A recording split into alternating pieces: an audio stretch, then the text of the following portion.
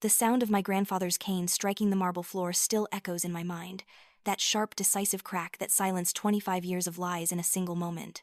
They say Wall Street has no heart, but I learned that night that sometimes the coldest truths can burn the deepest wounds clean. My name is Emily Vance, and this is the story of how I discovered that family can be both your greatest blessing and your cruelest betrayal. Growing up in the shadow of the Vance empire meant living with expectations carved in granite and disappointments measured in millions. Our family name carried weight on Wall Street, where my grandfather Arthur had built one of the most respected investment funds in Manhattan. The Vance Tower stood 43 floors above the chaos of lower Manhattan, a monument to old money and older principles. I was the quiet granddaughter, the one who studied financial analysis while my cousin Victor played the charming heir apparent. From childhood, the family dynamics were clear. Victor was the golden boy, destined for greatness, while I was the reliable backup plan, the one who would support from the shadows. My mother Eleanor never missed an opportunity to remind me that Victor was the future of the family, while my father William nodded along, too weak to voice any disagreement. I accepted this role for years, maybe even decades. I told myself that supporting Victor was supporting the family legacy. I convinced myself that my grandfather's obvious favoritism toward Victor was just practical business sense. Men led on Wall Street, after all. I was content to be the brilliant analyst working behind the scenes, ensuring Victor's decisions were sound, covering his mistakes, and polishing his presentations until they gleamed. The pattern established itself early and deepened over time. Victor would take credit for my research, my insights, my late-night number crunching. When he secured major clients, it was because I had spent weeks preparing comprehensive risk assessments that he presented as his own work. When he avoided catastrophic investment decisions, it was because I had quietly redirected him away from obvious pitfalls. The family praised his business acumen while I remained invisible. I funded Victor's lifestyle more often than I care to admit. When he needed money for his expensive tastes, he would come to me with elaborate stories about cash flow problems or delayed bonuses. I would lend him thousands, sometimes tens of thousands, which he never repaid. When I mentioned the debts, my mother would guilt me about family loyalty. "We support each other, Emily," she would say, making me feel selfish for wanting my own money back. The emotional manipulation was more subtle but perhaps more damaging. Victor had a talent for making me feel simultaneously necessary and inadequate. He would praise my intelligence while dismissing my ambitions. "You're so smart, Em," he would say, "but you don't have the presence for leadership. Thank God you're here to help me succeed." My parents reinforced this narrative, treating Victor's career as the family priority while viewing mine as a helpful hobby. I became smaller and smaller, accommodating everyone else's needs while my own dreams withered. I worked longer hours, took on more responsibility, and accepted less recognition. I told myself this was temporary, that eventually my contributions would be acknowledged, that my sacrifice was building something greater than myself. The warning signs were always there, but I explained them away. Victor's increasing secrecy about his finances, the way he would change subjects when I asked about specific investments, his growing resentment whenever I received any recognition at work, the way he would undermine my confidence before important presentations, making casual comments about my appearance, or questioning my conclusions just enough to plant seeds of self-doubt. My grandfather Arthur, despite his favoritism toward Victor, occasionally showed glimpses of recognition for my work. He would nod approvingly when I presented analysis or ask me to double-check Victor's proposals. These moments kept hope alive in me, but they also made Victor increasingly hostile. He began excluding me from meetings, redirecting credit more aggressively, and lobbying my parents to remind me of my proper place in the family hierarchy. The emotional toll was exhausting. I felt like I was disappearing, becoming a ghost in my own life. My apartment in Brooklyn Heights was my only sanctuary, far enough from the family drama but close enough to Wall Street that I could maintain the illusion of independence. I spent my evenings reviewing financial reports and my weekends covering for Victor's mistakes, always hoping that this sacrifice would lead somewhere meaningful. The stealing had been happening for months before I knew it existed. While I was working 18-hour days to prop up Victor's reputation, he was systematically siphoning money from accounts I didn't even know I had. The sophistication of his theft revealed planning and premeditation that made it all the more devastating. This wasn't a moment of weakness or a desperate mistake. This was calculated betrayal. My 28th birthday dinner was supposed to be a quiet family celebration at the Upper East Side mansion where I had grown up. The dining room felt oppressive that night. All dark wood and heavy crystal, the weight of family portraits bearing down on us. My parents went through the motions of celebration, but the atmosphere was tense in ways I couldn't identify. When my grandfather Arthur arrived, leaning heavily on his silver-headed cane, I knew something was wrong. He bypassed the usual pleasantries and went straight to business. "Has the account transfer been completed?" he asked, his voice carrying the authority that had commanded respect on Wall Street for 5 decades. I had no idea what he was talking about.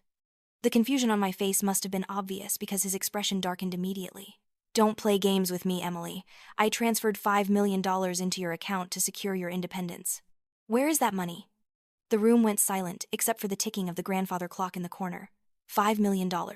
An account I knew nothing about. Money meant to secure my independence that had somehow vanished. I looked around the table, seeing guilt in my parents' averted eyes and something else in Victor's face, something that made my blood run cold. I haven't received any money, grandfather, I said, my voice barely above a whisper. I don't know anything about an account. Victor's reaction was subtle but telling. He shifted in his chair, his fingers drumming nervously on the table. When our eyes met, I saw not surprise or confusion, but calculation. In that moment, I knew. I knew with devastating certainty that my cousin, my supposed partner, my family member, had stolen my future. You took it, I said, the words falling out before I could stop them. Victor, you took it, didn't you? The explosion that followed revealed the fault lines that had been building in our family for years. Victor's indignant denials rang hollow. My mother's desperate attempts to maintain peace only highlighted her willingness to sacrifice me for Victor's comfort. My father's weak protests about family unity showed his complete inability to stand up for what was right. But my grandfather's reaction was volcanic. Arthur Vance had built his empire on principles of trust and integrity. The idea that his own grandson had committed fraud, had stolen from family, had betrayed the very foundations of everything he had worked to build, transformed him into something fierce and unforgiving. The next morning at the Vance offices on Wall Street was a reckoning 25 years in the making. The conference room on the 40th floor, with its panoramic views of Manhattan, became a courtroom where the truth could no longer be hidden. Graham, our family attorney, presented evidence that was damning in its thoroughness. Bank statements, forged signatures, transfers made in my name to accounts I had never opened. The money had been moved systematically over several weeks, withdrawn in careful amounts to avoid triggering automatic reviews. Victor had used his access to family financial information and his knowledge of banking procedures to create an elaborate theft, disguised as legitimate transactions. The worst part wasn't the money itself, though $5 million represented freedom I had never imagined possible. The worst part was realizing how long Victor had been planning this betrayal. How he had smiled at family dinners while plotting to rob me. How he had accepted my help with his career while systematically stealing my future. How he had let me work myself to exhaustion while he lived off money that should have been mine. When confronted with irrefutable evidence, Victor's mask finally slipped completely. The charming facade gave way to bitter resentment that had apparently been festering for years.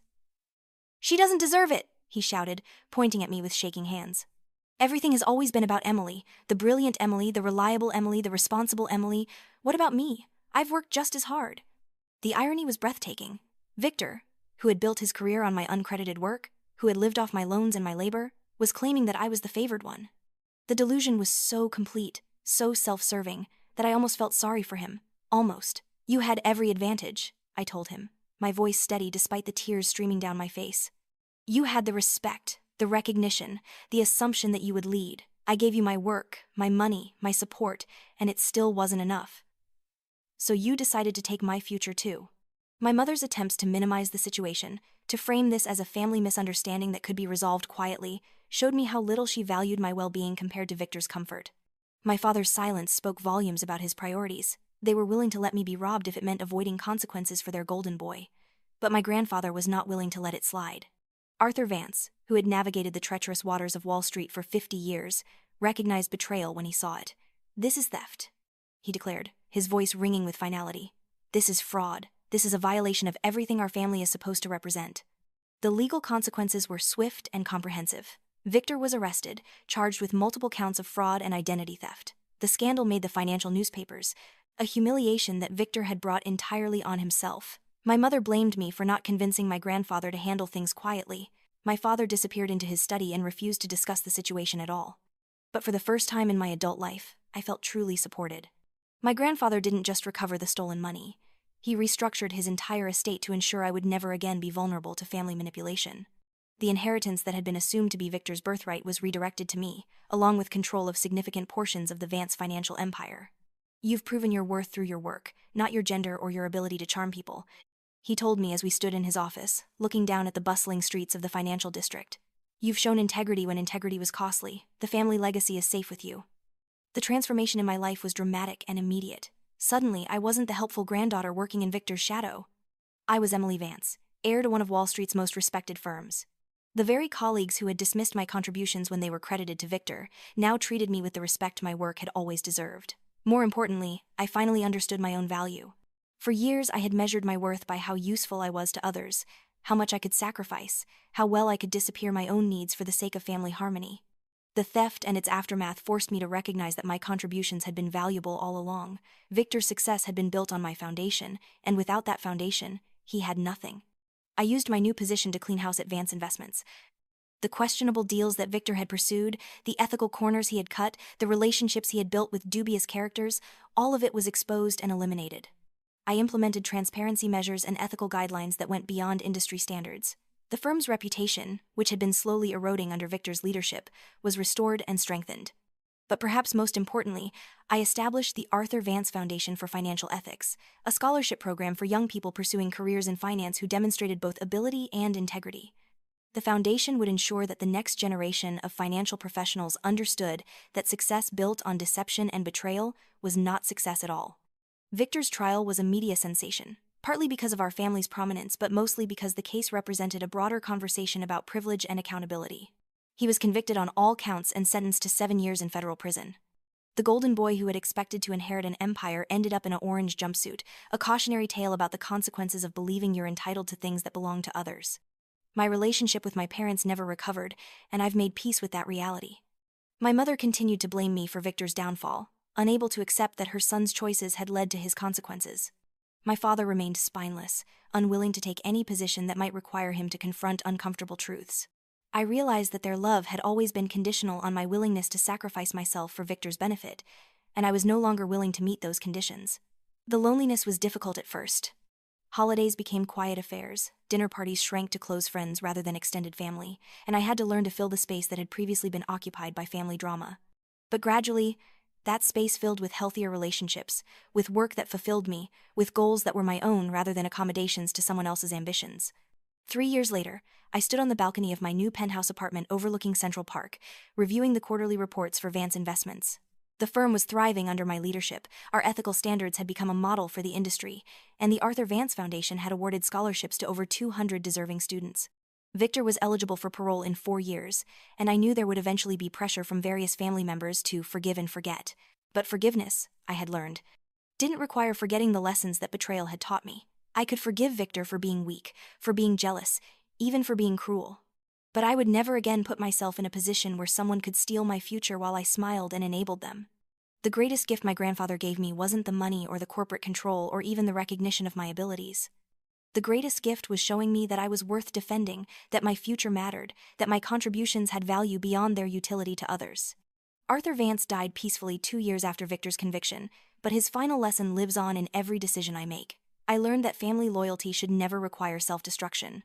I learned that love without respect is manipulation. I learned that sometimes the people closest to you can be the most dangerous enemies because they know exactly where to aim their knives.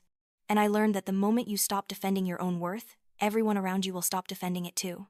Wall Street taught me that every transaction has 2 sides, that every deal requires both parties to receive value, that relationships built on exploitation inevitably collapse. The same principles apply to family dynamics, to personal relationships, to the fundamental question of how we allow others to treat us. Victor thought he was stealing $5 million, but what he actually stole was my illusions about family, my willingness to sacrifice my own well-being for others' comfort, my belief that loyalty required self-negation. In the end, losing those illusions was worth far more than the money he took. They say that the best revenge is living well, but I've learned that the best response to betrayal is not revenge at all. It's building something better than what was destroyed, creating something meaningful from the wreckage of what was lost, refusing to let someone else's moral failure diminish your own moral clarity. Today, when young analysts come to me with complaints about being undervalued or overlooked, I share my story not as a cautionary tale, but as a reminder that your worth doesn't depend on other people's recognition of it. I tell them that integrity and competence are their own rewards, but that doesn't mean they should give away their work or their futures to people who don't value them appropriately. I've learned to say no without guilt, to demand fair compensation without apology, to recognize manipulation before it becomes exploitation. I've learned that healthy relationships require mutual respect, that family ties don't justify theft, that love without boundaries is just another form of harm. The sound of my grandfather's cane striking the marble floor still echoes in my memory, but now it sounds like justice rather than judgment. It sounds like the moment when truth finally had more power than lies, when integrity mattered more than convenience, when someone finally stood up and said that betrayal would have consequences. My name is Emily Vance, and I am no longer anyone's shadow. I am the heir to a legacy built on principles rather than privilege, the guardian of values that can't be stolen or forged, the proof that sometimes the worst thing that happens to you can also be the thing that sets you free. The towers of Wall Street still reach toward the sky, monuments to ambition and achievement, but I've learned that the most important victories happen not in boardrooms or trading floors, but in the quiet moments when you choose your own worth over someone else's comfort, when you choose truth over peace, when you choose your future over their past. And every day, when I walk through those glass doors into the world I've built from the ashes of the world that was stolen from me, I remember that sometimes the greatest inheritance you can receive is the knowledge of what you're willing to fight for, and what you'll never let anyone take away again.